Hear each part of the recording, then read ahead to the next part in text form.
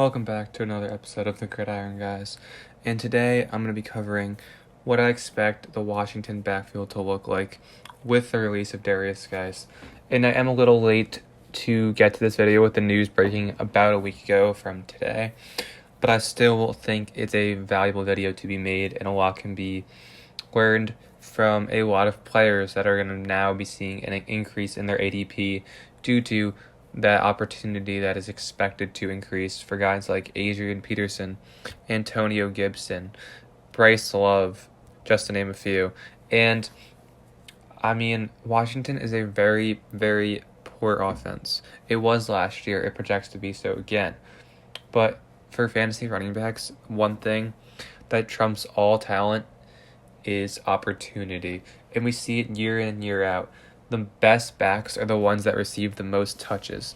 Guys who have terrible efficiency, like David Montgomery, are able to be fantasy relevant because they see 250 plus touches for a terrible offense. Last year, Montgomery finished as the RB23, being started in a lot of weeks, even despite his, 3.7 yards per carry. And Washington, despite being a poor offense, ran for over 4 yards a tote last year, and it's pretty good. If they become a run-first team, they could be a good fantasy running option for many backs this year. So let's get into it. Starting with Adrian Peterson. And Peterson is a guy who, before Guice's departure, I wasn't even sure he'd make the roster. Investing a second-round pick in Antonio Gibson, a rookie running back out of Memphis, having Bryce Love, a sophomore back out of Stanford, both two talented running backs who haven't got much of a workload yet in the NFL. I wasn't sure Peterson was going to make the roster. But with Guice out, they need a proven vet because you don't know what you have in those two backs. And last year, Peterson showed no signs of decline and ran for about 900 yards in the year and 5 touchdowns, providing a very fantasy-relevant season and a very capable backup and a bye-week fill-in. I project Peterson to have the most touches out of any of the backs in the backfield. Right now, currently, I have him projected for around 190 carries, 800 rushing yards and 5 touchdowns, and maybe 20 catches for 200 in the passing game. And that would have Peterson as a very, very viable fantasy option for this upcoming season. I mean, they did lose Eric Flowers on the inside and Trent Williams. Well, he didn't play last year, but the Redskins' offensive line is going to be very bad. But Peterson has shown us throughout his career that he could run efficiently with a poor offensive line. I think the big thing for this Redskins team is how well is Dwayne Haskins going to play, and will that open the box for these running backs. And personally, I don't like Haskins, but I think he shall be a bit better than he was last year.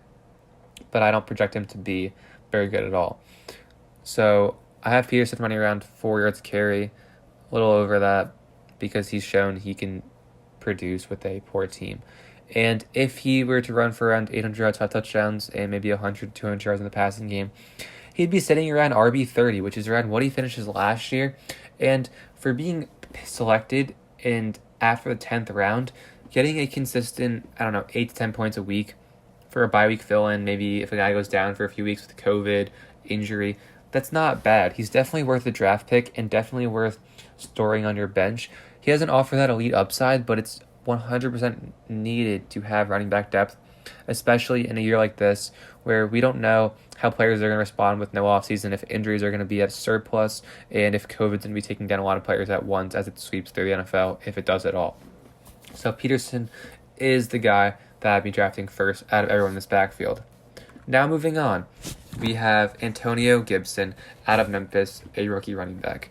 And I've watched Antonio Gibson hype. He is a do-it-all back. I've seen a lot of hype on him in a lot of fantasy communities, but I'm not sure how that's going to translate this year. I think, before I get into his stat line, I want to talk about the Washington running game as a whole. And last year, the Redskins ran for a total of 1,583 yards, 9 touchdowns, 4.4 yards per carry. This year, I have them projected for 1,774 yards, 12 touchdowns, 414 carries, and never mind. That's in 2018. 1,700 yards, 12 touchdowns, and 414 carries. for 4.7 yards per carry. 2 yards per carry marks that are very impressive for a bad team, 4.4 and 4.7. This year, I projected Washington for 380 carries, 1742 on the ground, and 10 touchdowns, which is around a little bit below the yards per carry mark from previous seasons. So now getting back to Antonio Gibson. This is a guy who is a much more capable receiver than Peterson. He is a more dynamic runner, more elusive. But how much faith do you have in a rookie back with a young QB and a bad line? I think early on, Peterson will play a lot more because they want that proven vet who can make the blocks, get those 3rd and 1 yard runs to help Haskins out. But I think as the season progresses, Gibson carves out more of a role. But I think from the very beginning, Gibson should have a lot of passing work. I project him to have only around 100 carries, about 500 yards and 3 touchdowns on the ground. But I think Antonio Gibson has 50 catch potential. We saw how good Chris Thompson was a few years ago for the Redskins, being a very viable fantasy running back that was drafted very late. Right now, it's a lot of hype for Gibson, a lot of a lofty projection, but I have him for 45 receptions for 400 yards and 2 touchdowns, which would help him finish the season as the RB31, right behind Peterson. This is very realistic. I mean, before injury last year, Chris Thompson was on pace for 72 receptions, and those are going to go somewhere. Whether you believe in Gibson's talent or not, he's going to get targets, and I think that alone makes him worth a late-round flyer.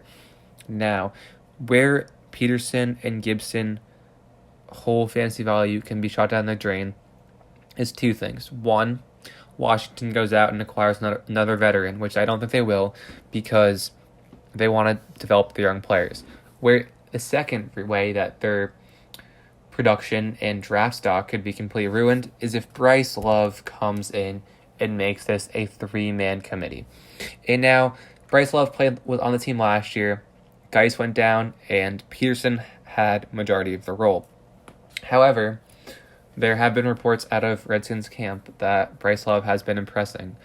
And this is also hype season. Always before the NFL season starts, we have a bunch of hype on players who are all speculation. But if Bryce Love does come in here and gets around 30 to 35% of the touches, it's gonna hurt Peterson and Gibson both because he'll be taking high receptions from Gibson because he is a better receiver than Peterson, and he will also be getting some early down work. Right now, I only have Love statted for around 65 touches and mainly being a non-factor. But if this does become a trio, all receiving equal workloads, Peterson and Gibson will be finishing more so around the RB 40 to 50, with Love around 40 to 50 as well, instead of 2 top potential 30 to 35 finishes. And that is where and why the Redskins running backs ADPs are not flying up boards. Because we do not know who's seeing the work. We do not know if the Redskins offense will be any better than last year. And if I was going to draft one of these guys in hopes they'd be a top running back with breakout potential, it'd be Gibson, because rookie running backs tend to burst into the scene. They did spend high draft capital, a late second round pick on him. He has the most upside, without a doubt. But I think Peterson is set for a bigger workload and is more of a safe pick if you want a reliable bench option. So that's where you decide Peterson vs. Gibson in this situation. I would not draft Bryce Love in any redraft leagues. I would only consider drafting him in Dynasty if you have a deep bench and you want to stash him for the future. Overall, though, Guice going down opens opportunity, but with such a poor offense and a low-scoring touchdown total for the running backs, I don't see this as a home run league-winning situation. I see it as a maybe viable flex option you could steal in the later rounds for every couple weeks, or a good deep bench spot. But that concludes the video.